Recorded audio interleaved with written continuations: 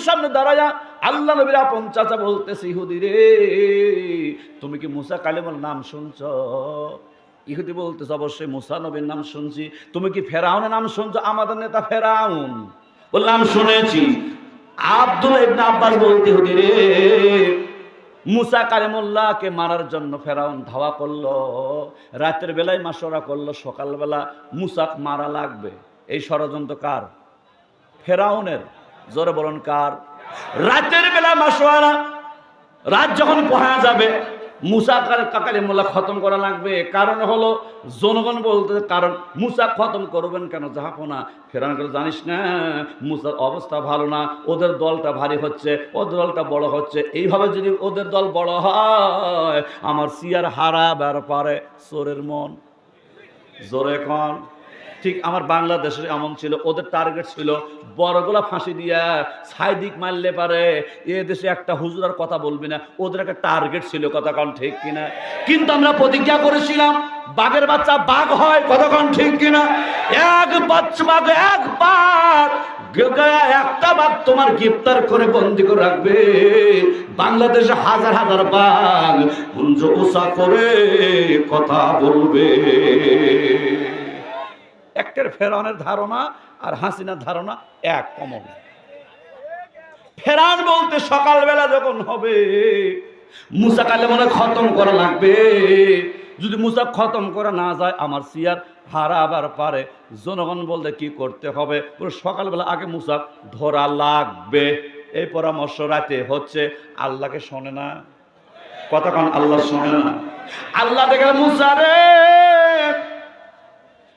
ফেরাউনের গোষ্ঠী তোমাকে মারবে আর আমি আল্লাহ তোমাকে বাঁচাবো।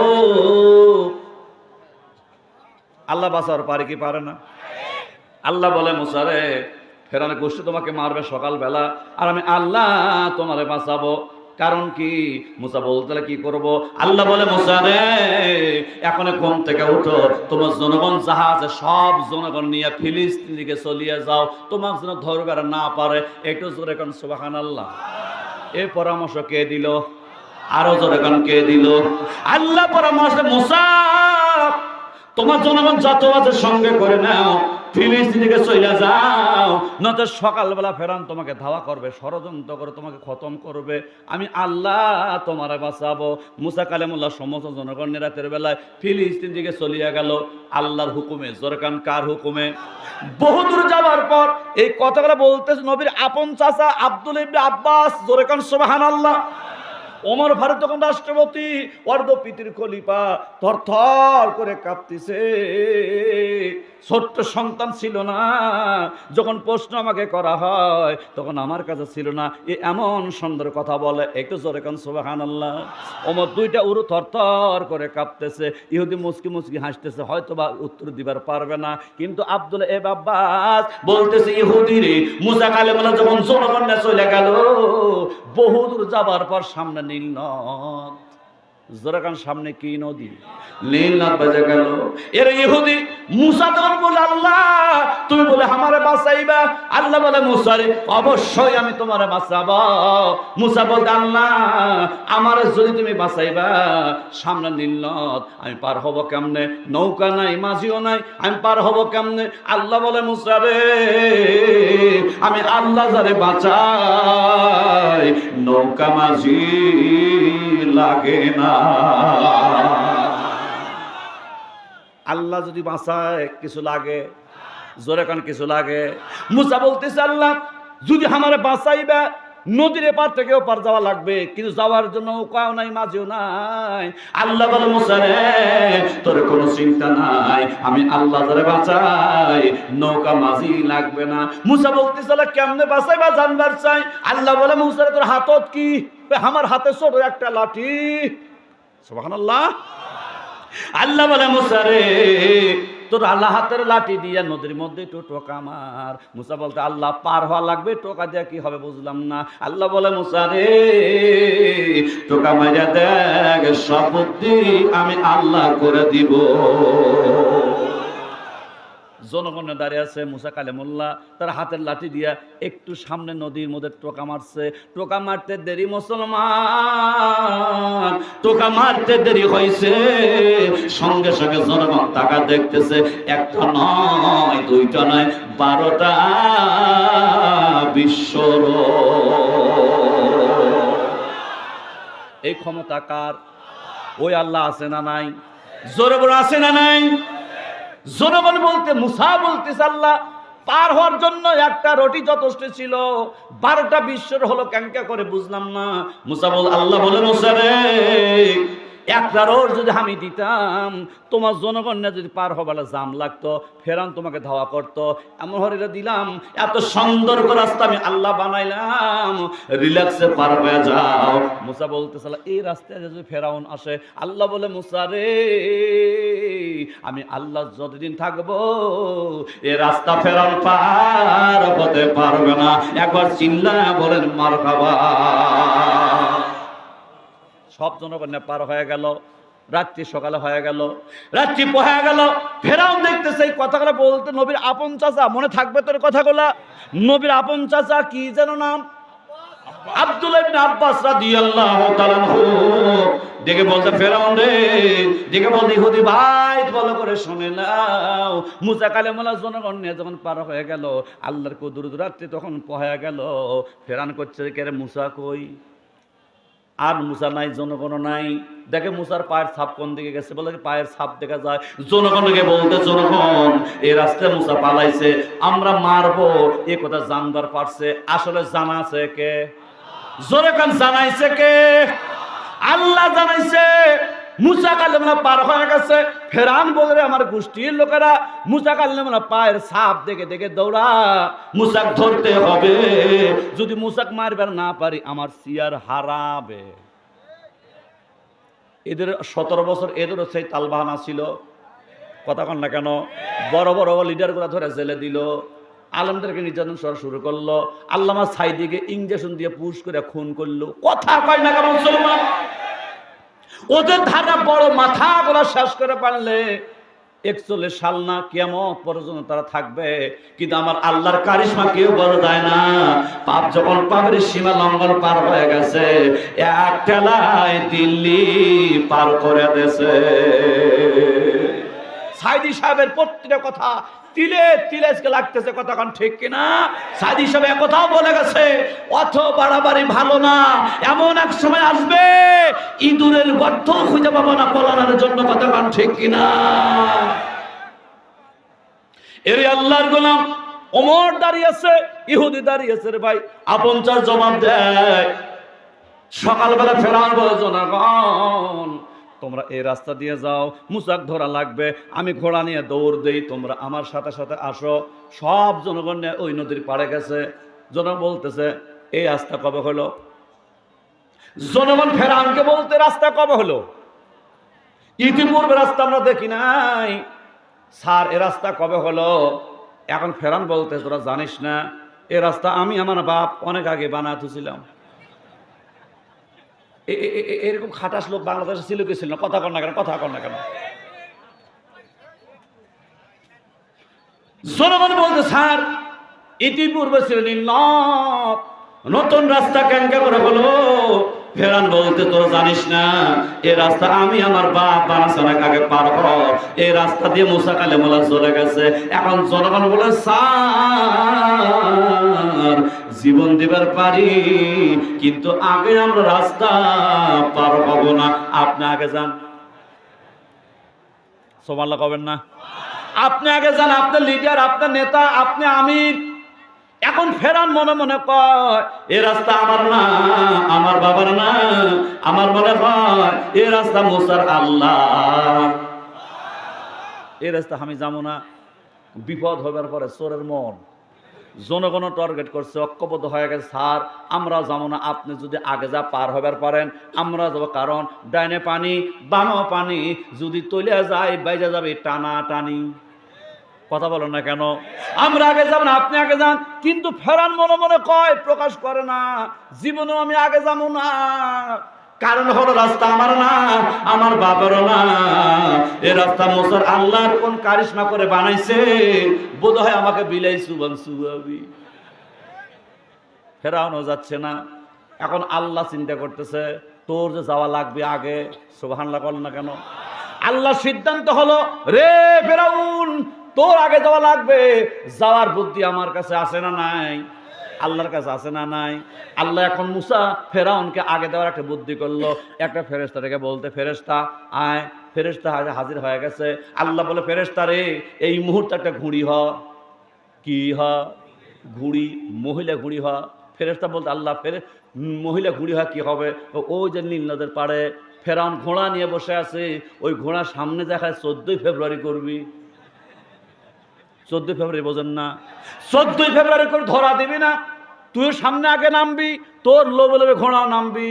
যখন রাস্তার মাঝখানে যাবে তুই উদাও হয়ে আসবে, আমি আল্লাহ তোকে টান দিয়ে নিয়ে আসবো। আর আমি আল্লাহ আমার ইচ্ছা হলো ফেরাউন যখন ঘোড়া নিয়ে নীল নদের মাঝখানে যাবে তোমার লোভে, আমি আল্লাহ ইসলাম বিরোধী, কোরআন বিরোধী, মুসলমান বিরোধী ফেরাউনকে আমি আল্লাহ বিলাই সুবান সুবাব। আমাদের প্রতিজ্ঞা করতে হবে, যারা আমাদের 17 বছর নির্যাতিত করেছে, কষ্ট দিয়েছে, ওয়াজ মাহফিল করতে দেয় নাই, প্রকাশ্যে কথা বলতে দেয় নাই, কোরআনের হক কথা বলতে দেয় নাই, এদেরকে বিলাই সুবান সুবায়া সারা হবে। কথা কোন ঠিক না বাঠে? নাকি ভয় পান? যদি আবার তারা ক্ষমতা আসে আমাকে জেলে দিবে, ও চিন্তা আমরা জীবনেও করি না। ও চিন্তা আমরা কখনো করে মাঠে নামি নাই, কারণ আমার এই মালটাও জেল খাটা মাল। আমায় যখন 17 সালে রংপুর থেকে ধরা হয়েছিল, আমার বাড়ি সিরাজগঞ্জ, আমি ওয়াজ করছি রংপুর পীরগঞ্জ। আমি যখন ওয়াজ করে টেস্ট থেকে নামলাম, পুলিশ আমাকে ধরলো। আমি বললাম স্যার, ভদ্রতা নিয়ে বললাম স্যার আমাকে ধরলেন কেন? আমি তো কোরআনের বাইরে কোনো কথা বলিনি। উনি বলল আপনি রাজাকার। আমি বললাম স্যার আমার বাড়ি সিরাজগঞ্জ, আপনারা রংপুর চাকরি করছেন, আমি রাজাকার বুঝলেন কেন করে? উনি বলতেছে আমি বিশেষ সূত্রে জানলাম। এরা খালি বিশেষ সূত্রেই জানে, বাস্তবে জানে না। কতক্ষণ ঠিক কিনা? আমার যখন বলল আমি বিশেষ সূত্রে জানলাম আপনি রাজাকার, আপনার ভাষা কথা ভালো না, সব অ্যাঙ্গেলে মারছেন। আমি বলে অ্যাঙ্গেলে মারছি, হে আমার অপরাধের জন্য আমাকে রাজাকার হিসেবে ধরে নিল। আমি তখন বললাম সমস্ত শক্তি গোদার করে দিয়া। আমার চিন্তাধারা, ধরা যখন পড়েছে জেল অবধারিত। কতক্ষণ না কেন? এই শালা তো ছাড়বে না। সুতরাং আমি বললাম স্যার আপনার তদন্ত সঠিক নয়, আপনার বাস্তবতা সঠিক নয়, আমাকে ধরা আপনার ঠিক হয়নি। কারণ এদের যখন স্বাধীন হয়েছিল তখন আমার আব্বা আমার মায়ের বিয়েই করে নাই। বলুন তো বুকুত হাত দিয়া, দেশ স্বাধীনের সমাজ আমার আব্বা বিয়ে না করে থাকে, তাহলে মানুষটা কি রাজাকার হতে পারে? কতক্ষণ হতে পারে? তেমন করে সাইদি সাহেব বারবার বলেছিল 71-এ কোনো ছাতা, কোনো বালি, কোনো কাদা আমার গায়ে লাগে নাই, তারপর তাকে ক্ষমা করা হয় নাই। কতক্ষণ ঠিক না বা ঠিক? আমরা তোমাকে ক্ষমা করতে পারছি না, আমরা তোমাদেরকে বিলাই সুবান চুবাবার ষড়যন্ত্র করে যেভাবেই হোক তোমাদেরকে বিলাই সুবান চুবায়া সর্ব। কতক্ষণ ঠিক কিনা? আল্লাহ যেন তৌফিক দান করে। জোরে কারা আমিন? আর জোরে বলুন আমিন। কষ্ট হতেছে? আলোচনা চলবে কিন্তু আমার পর আর এক বড় বড় বক্তা আছে। একটা আছে হলো কি কবির বিন, ওরে বাবা তো হাসায় জীবন শেষ করে ফেলা দিন। এরপর আসছে আল্লামা তারেক মনোয়ার। আছেন তো আপনারা ইনশাল্লাহ? আছেন তো ইনশাল্লাহ? একজন বক্তা মিস করবে না, খালি আমি গত মিস করছিলাম ভাই, আমাকে আল্লাহ ক্ষমা করবেন। আজকে একটা বক্তা মিস করবে না, পরিবেশ যত ভালো এই জন্য আসতে পেরেছি। কথা ঠিক না ভাই? ঠিক। এটা মহব্বতের জিকিরে করেন লা ইলাহা জোরে লা ইলাহা, হয় না লা ইলাহা ইল্লাল্লাহ, জোরে লা ইলাহা ইল্লাল্লাহ, লা ইলাহা। যার দিল আসের মাওলার ভয়, যার দিল আসের আল্লাহর ভয়, আল্লাহ আল্লাহ সব সময়। যার দিল আসের আল্লাহর ভয়, আল্লাহ আল্লাহ সব সময়।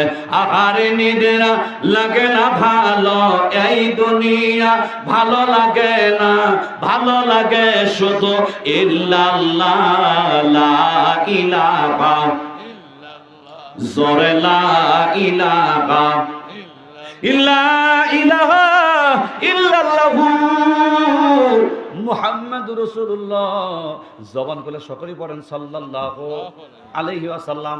আলোচনা চলবে। আল্লাহর গোলাম আব্দুল ইবনে আব্বাস বয়স জানে কত, 12 বছরের সন্তান। ইহুদের সামনে দাঁড়ায়া ওমর ডান পাতে থরথর করে কাঁপতেছে। ইহুদের সামনে দাঁড়া ওর আপন চাচা আব্দুল ইবনে আব্বাস বলতে ভালো করে শুনে নাও, মুসা কালেমালা পার হয়ে গেল, ফেরাউন যা হাজির হয়ে গেল। আল্লাহ বলে ফেরেশতা একটা ঘুড়ি হ, মনে আছে আপনার ঘরে কি হ? একটা ঘুড়ি হ, ওই ঘোড়ার সামনে খালি 14ই ফেব্রুয়ারি করবি, নেটকি ভেটকি করবি, ধরা দিবি না, নিন্দার মাঝখানে যাবে। ঘোড়া যখন চলে যাবে তখন কারিশমা উদাও হয়ে যাবে। সুবহানাল্লাহ। ঘুড়ি আসলো, হঠাৎ করে যখন ঘোড়ার সামনে ঘুড়ি গেছে, এখন আপনি বুঝতে পারতেন কি অবস্থা হচ্ছে ওখানে। ঘোড়া খালি চি সি সি করে উঠছে। ওটা কি রে? কি বক্তব্য দিবেন? আল্লাহু আকবার।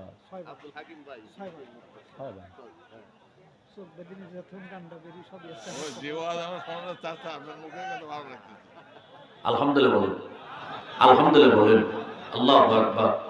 খুব খেয়াল করে রাখবে, ঘোড়ার কাছে কে গেছে? ঘুড়ি, লেডিস। এখন লেডিস যখন ঘোড়া দেখছে, ঘোড়া উদাও হয়ে গেছে, মালটা কি রে? দৌড়ে গেছে ঘোড়ে বিলা ঘোড়া। ফেরাউন চাবুক মানে বলতে, ঘোড়া রে খবরদার ওদিকে যাইস না। ওটা আবার কোন থেকে আইলো?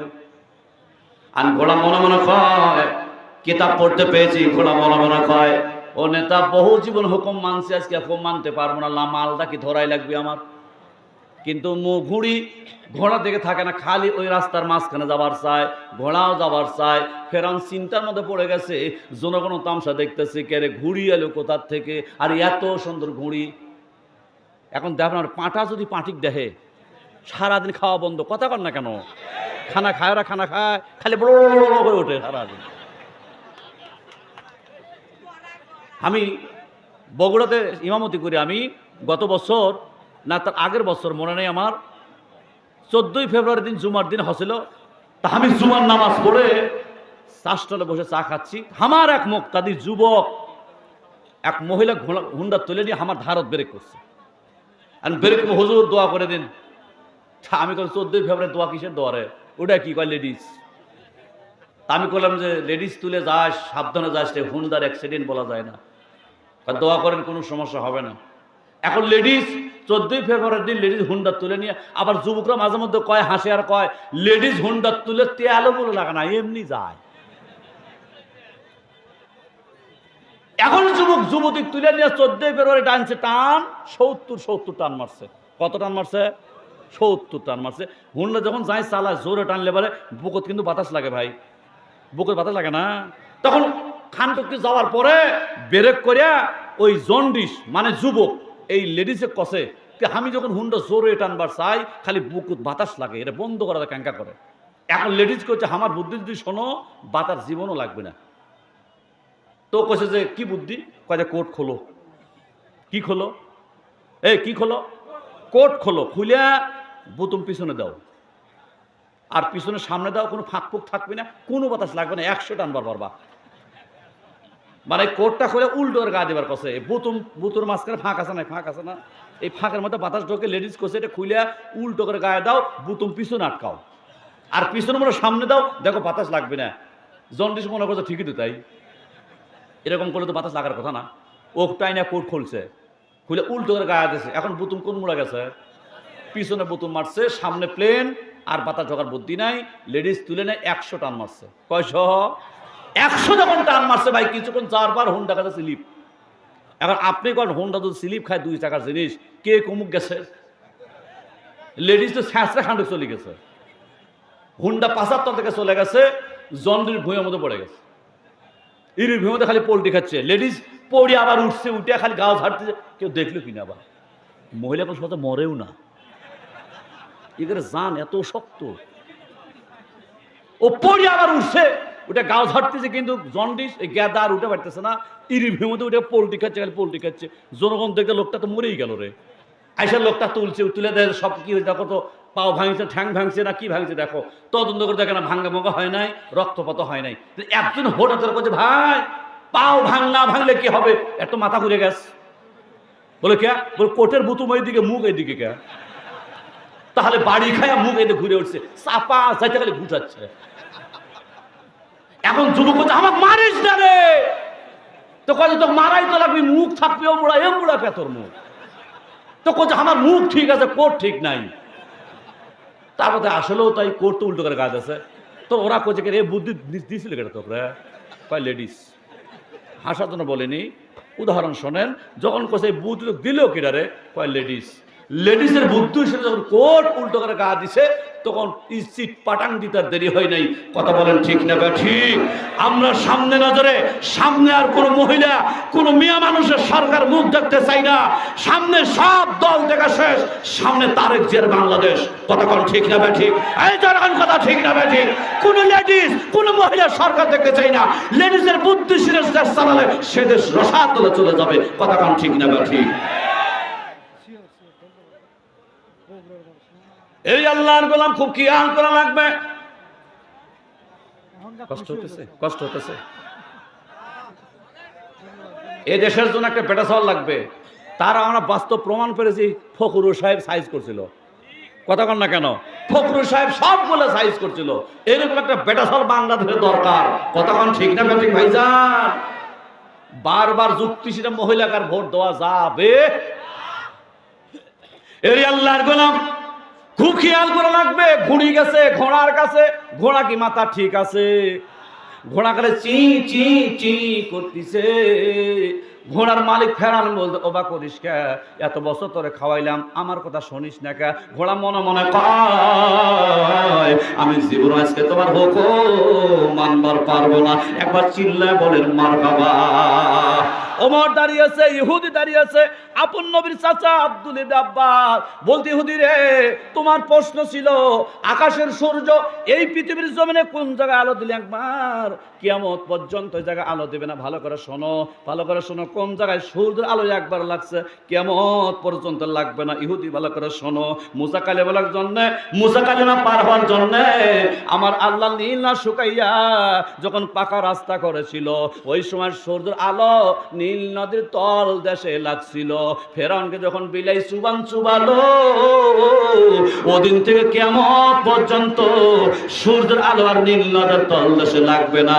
এ বিশ্বাস যদি না হয় মুসলমান আল্লাহর কোরআন খুলে দেখো, একবার জমকার বলা যাবে কি আল্লাহু আকবার। তোমার প্রশ্ন ছিল আকাশের সূর্য এই পৃথিবীর জমিনে কোন জায়গায় আলো দিলে একবার কিয়ামত পর্যন্ত আলো দেবে না। এটা হল নীল নদীর তল দেশ। মুসার জন্য আল্লাহ যখন শুকায় দিছিল সূর্যের আলো ঠিক ওই জায়গায় একবার লাগছিল। যখন ফেরাউনকে ওই ঘুড়ি যখন আস্তে করে রাস্তার মধ্যে নাইমা যায়, ঘোড়া আস্তে আস্তে ফেরাউনকে নিয়ে ওই রাস্তার মধ্যে নাইমা যায়, ঠিক রাস্তার মাঝখানে যখন গেছে এখন আল্লাহ কইছে ঘুড়ি রে আয়। সুবহানাল্লাহ কবেন না? আল্লাহর মার হলো দুনিয়ার বার। কথা কোন ঠিক না ব্যাঠি? আল্লাহর মার হলো দুনিয়ার বার। আল্লাহ বলে ঘুড়ি রে আয়। যখন একবার কইছে আর ঘুড়ি নাই, এখন আপনি চিন্তা করেন চোখের সামনে ঘুড়ি আসিল ঘোড়ার সামনে, ওই ঘুড়ি যখন হারা গেছে এখন ঘোড়ার কি অবস্থা হচ্ছে, খালি এদিক এদিক ফাল পাড়তেছে ঘুড়ি কও। নেতা উপরে বসে আছে খেয়াল নাই। নীল নদীর মাঝখানে যখন ওই রাস্তার মাঝখানে যখন গেছে ঘোড়া অবস্থায়, আল্লাহ বলতে নীল নদরে পানি, পানি বলতে আল্লাহ, আল্লাহ বলে পানি রে তোর কার গোলাম? পানির জবান করে বলতে আল্লাহ আমরা সকলেই তোমার গোলাম। আল্লাহু আকবার। আল্লাহ বলতে পানি রে তুই কার গোলাম? পানি বলতেছে আল্লাহ আমরা তোমার গোলাম। আল্লাহ বলে পানি রে বড় শয়তান মাঝখানে গেছে, এখন চাপ দিয়ে তাহলে বিলাই সুবল সুবল। আল্লাহর হুকুম যখন পাইছে ফেরাউন যখন নদীর মাঝখানে চলে গেছে, দুই দিকের পানি দিয়ে রাস্তা ডুবাইয়া আমার আল্লাহর এত বুদ্ধি এত কারিশমা এত কুদরত, ফেরাউন যখন রাস্তার মাঝখানে গেছে দুই দিকের পানি দিয়ে আল্লাহ ভরপুর করে দিছে। এমন ভরপুর করছে চিরদিনের জন্য আমার আল্লাহ ফেরাউনকে বিলাই সুবান সুবাইয়া মারছে। একবার চিৎকারে দেয়া বলেন মারহাবা। ইহুদির সামনে আল্লাহ নবীর আপন চাচা বলতেছে উত্তর কি ঠিক আছে? ইহুদি বলতেছে এত গভীর উত্তর পাইলা কনে? আল্লাহ নবীর আপন চাচা বলতেছে ইহুদি, মুসলমান এমন একটা জাত, কোরআন শরীফে এমন একটা আয়াত আছে, তুহিজ্জু মান তাশা ওয়া তুযিল্লু মান তাশা। আমি আল্লাহর কাছে যখন সাহায্য চেয়েছি, আমার আল্লাহ আমাকে সম্মানের সাথে সাহায্য দান করেছে। এই জন্য আমি তোমার প্রশ্নের উত্তর দিতে পেরেছি। একবার জোরে সরে কোন মারহাবা।